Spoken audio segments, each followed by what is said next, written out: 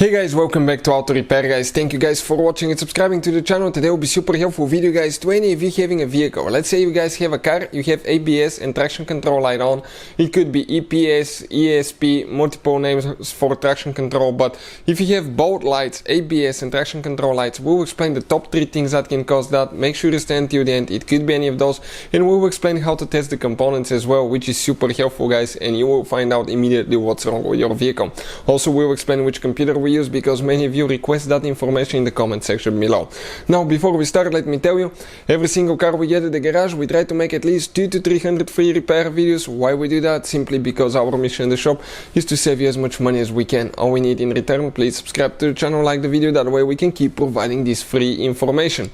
Another thing, if you need to buy any parts, tools to fix your ABS, traction control light, or your car guys, anything for your car, check out the link in the description of the video below, and you can see where we get all the tools and parts from for a really good price and quick shipping as well.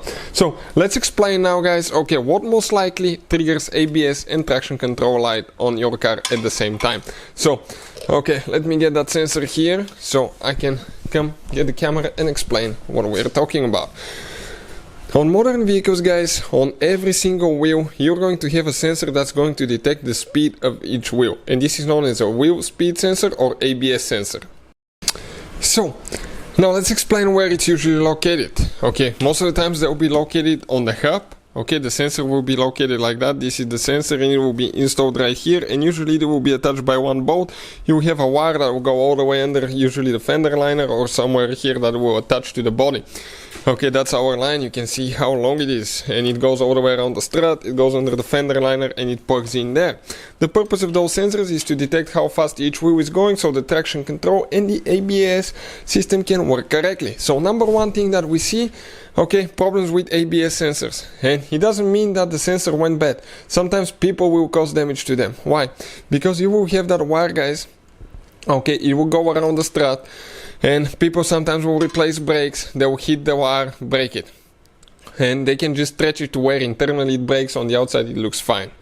Another thing, let's say you replace a strut or something, people will be lazy sometimes to get the sensor mounts off, and they'll just yank the strut out. As a result, it could break that sensor as well. So many of the times, okay, even from a tire change, you can end up having a bad ABS sensor if people are not careful. So most of the times it's a human mistake that causes bad ABS sensor. We will explain how to test them as well. So that's the number one thing. What about number two guys? What can cause that? You have a special device, okay, on the steering wheel on your car that detects, okay, the angle of your steering wheel and detects how much, okay, you steer. Why it needs that? Because of the traction control guys. Let's say the car starts going sideways, okay, it needs to actually detect if it's going the right way. Usually you have a sensor mounted on the floor somewhere that will detect the lateral acceleration of the vehicle and detect if it's going sideways, and it will compare that to the steering angle sensor data and find out if the car is in a slide. So we have the computer connected to the OBD port. Usually you need to just find the OBD port of your car, connect the computer. That's the computer that we use. Many of you constantly ask us in the comment section below what computer we recommend. This is the one right here guys. Okay, I'll turn the ignition on and I'll show you now, okay, how you can find out exactly what's wrong with your system. First, it works on almost any car you can think of. It's amazing too guys. We'll put the link in the description of the video below where you can get yours from. Now you can see it supports so many cars, and the cool thing about that computer, you can access every computer system in your car. And this older vehicle has only 17 computers, but some BMWs that we own and we've worked on, they have up to 50-55 computers, and Mercedes as well. So they get complicated guys. Now we're going to select auto VIN detection. It's going to detect the VIN number, decode it, and tell us exactly which vehicle we have, which makes things really easy because you don't even need to manually select your vehicle. All you have to do is just confirm a few times, say where it's the vehicle, USA or Europe, confirm that this is the correct car. Then we go to control unit, we select electronic stability control, ESC, click on that, and from there guys, okay, you can do a few things. You can read the codes and it will immediately tell you what's wrong with your car. For instance, in our case, we click right here and we get a code for wheel speed sensor front right not working correctly. So it tells us, okay, you can see how the code, okay, told us active. That means that the problem is occurring at the time of the scanning. Now if you go to live data, you can test all of your speed sensors, and you can do that. You can have a person holding the computer while you're driving, and if you're driving in a straight line, not in a curve, in a straight line, all 4 of them should be matching. Ours says that we're going 254 kilometers per hour on the right side. That's definitely not right, guys. That's what is that, like 150 miles? But no, we're not. So if we have, okay, now the car is in the air, and I'll show you how we can also test your speed sensors.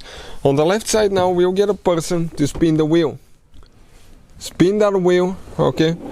Let me show you, and we'll keep spinning.